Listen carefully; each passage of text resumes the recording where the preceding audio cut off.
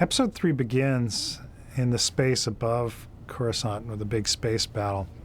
All the space battles that had happened in the previous pictures were literally out in space. And what we were saying here was that this battle was still in the upper atmosphere. We weren't quite into space yet. And that gave us a license to do atmospherics. We could do smoke trails and flame. We could have hanging smoke and debris from damaged ships. And we could have drag on missiles. It's just a bit of a different look from how space battles have been treated previously. Come on, R2, fight him off. Get him off this jet. Fighter thing. One thing I thought was amusing about the Jedi Starfighter set that we had was that for the angles where we're looking at our characters front on, we shot through the front window of it. And when we were first setting those up, George didn't like the knees of the characters being right in front of the lens. And that was really the best access point was through that front window. So we had the actors drop their knees down, but once you drop your knees down, your legs aren't bent anymore, and the only place for your feet to go is outside the front windows.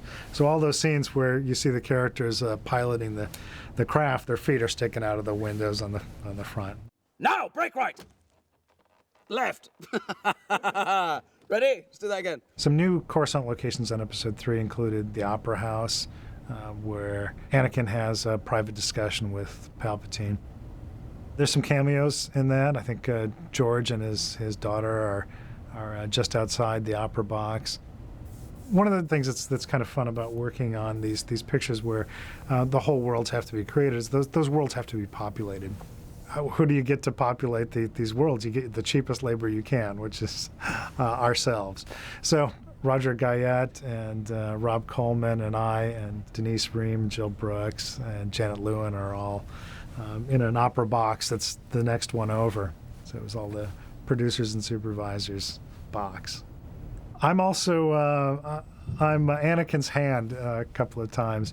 When Anakin is sliding down the elevator shaft, and there's a close shot of his hand catching the cables. That's actually my hand. There's a tight view of Anakin sort of twisting his lightsaber and cutting off Count Dooku's hands, and that's me as Anakin. One of the things that George likes to do, because I've seen him do it a number of times, is if there's some portion of a set that we've seen in a previous picture that was left unbuilt or was unseen in the picture, that's an opportunity to do something with it. In Episode 2, we had Palpatine's big, round, red office, and it was 270-degree set, so there was a 90-degree section that was left unbuilt for camera access. We built that missing section on Episode 3, and that's where the hallway that goes down to Palpatine's private secret office are. Similarly, Padme's apartment had been seen previously in Episode 2, but there were a couple areas that hadn't been established before. In a corridor that leads off of Padme's bedroom, there's a staircase that goes down to her veranda. It's a new part of the set that we hadn't seen previously. Another new area for Coruscant is the Imperial Rehabilitation Center. This is this emergency medical area that Anakin is taken with after he's so horribly injured on Mustafar. This is where he becomes Darth Vader. Awaken him. This was a very small partial set. We had just the floor and the table that he was on. The rest of it is a virtual digital environment. Astute viewers will notice that Yoda changes a little bit between Episode 2 and 3. Between Episode 2 and 3, subsurface scattering had been developed, and you can see it in the translucency in his ears. Tried to make sure that he still kind of looked like the same Yoda, but he was just a little bit better in Episode 3. Yoda has a lot of performance to do. He has a broad range of emotions he has to portray. And he has to do a lot of action. He has a very lengthy, involved fight with Palpatine in the Senate chamber and in the office below. The fight scene in the Senate chamber was a fun one to do, since we had seen the Senate chamber in the previous pictures as this important place for public discussion and policy setting, suddenly being used as the background for a big battle where they're throwing the pods around and they're smashing into each other, using them as weapons. It was nice graphically and a nice dramatic statement. I think by the time we got to Episode 3, we were pretty practiced at doing Coruscant, so that was one of the more straightforward environments we had to deal with.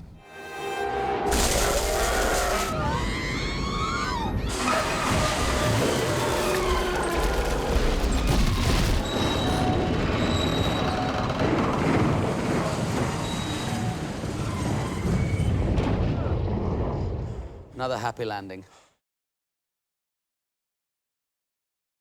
I just kind of asked George one day if I could have a different colored lightsaber. Good guys are green and blue, bad guys are red. That's just the way it works. No purple lightsaber?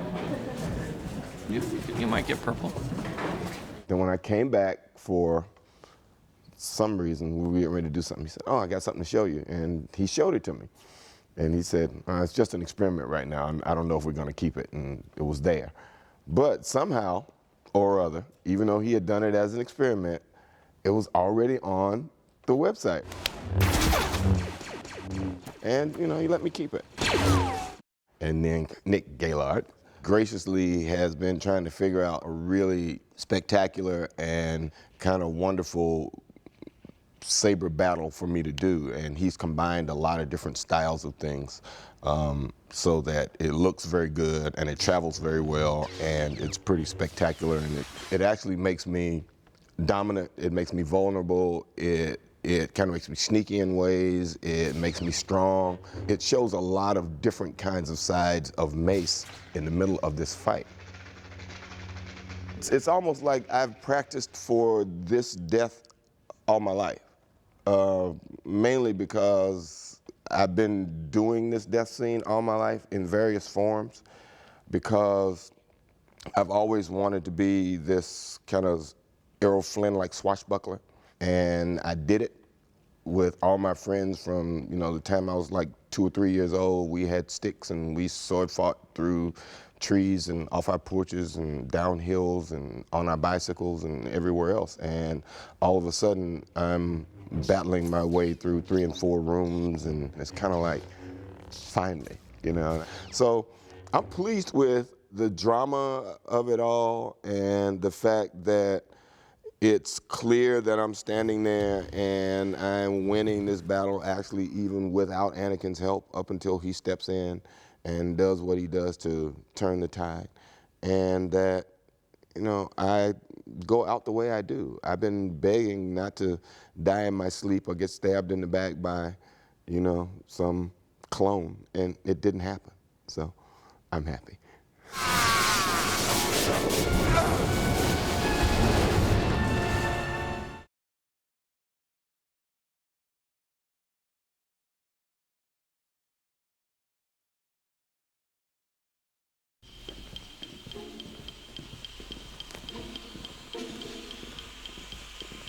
Archer, where are they holding the Chancellor? No text. It's broken. Can you understand what he's saying? I'm not a protocol droid. I'm pretty sure that beep is down. I sense Count Dooku is above us. Oh, yes, you're right. Beep is up. I think. Anyway, I agree. Up it is. Destroyers. Never an elevator when you need one.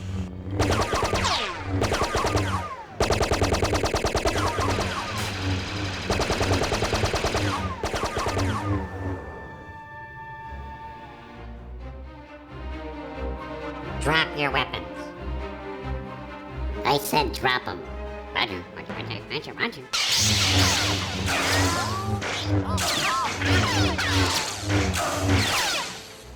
Roger. Roger.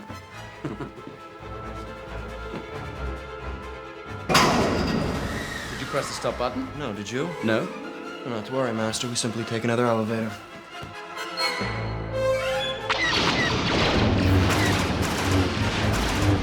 Bad idea.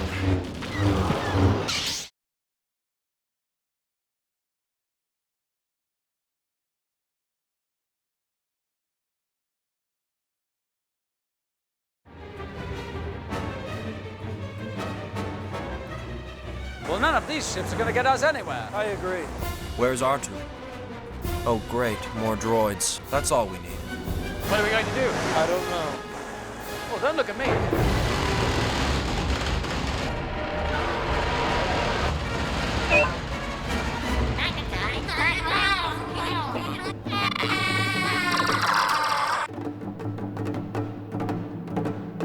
We have to find an escape pod! Chancellor, attach it to your waist.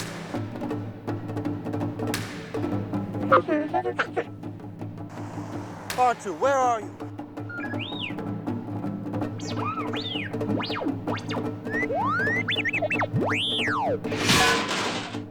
Come on.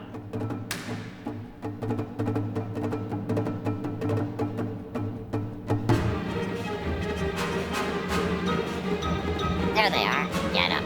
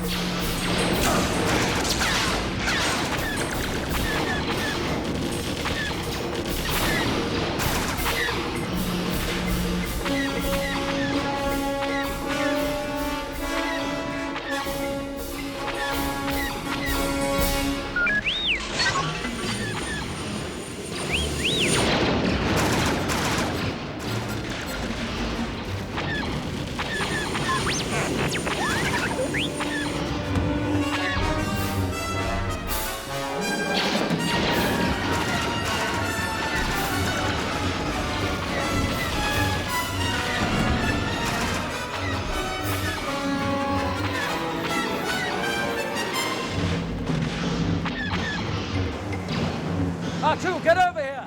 Open this door!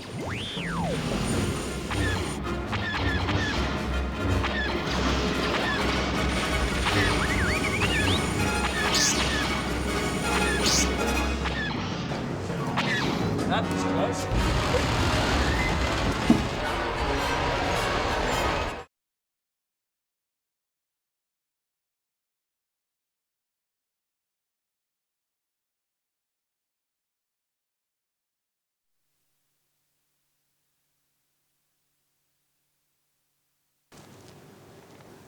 Anakin, this afternoon, the Senate is going to call on me to take direct control of the Jedi Council. The Senate is too unfocused to conduct a war. This will bring a quick end to things. I agree. But the Council may not see it that way. There are times when we must all endure adjustments to the Constitution in the name of security. With all due respect, sir, the Council is in no mood for more constitutional amendments. Thank you, my friend. But in this case, I have no choice. This war must be won. Everyone will agree on that. Anakin, I've known you since you were a small boy. I've advised you over the years, when I could. You fought many battles the Jedi Council thought were lost. And you saved my life. It's upsetting to me to see that the Council doesn't seem to fully appreciate your talents. Don't you wonder why you've been kept off the Council? My time will come when I'm older and, I suppose, wiser. Age is not a good measure of ability, Anakin. I think they see something in you they fear. They see your future, and they know your power will be too strong for them to control. They see you as a threat to their power. I've sensed that. I hope you trust me, Anakin. Of course.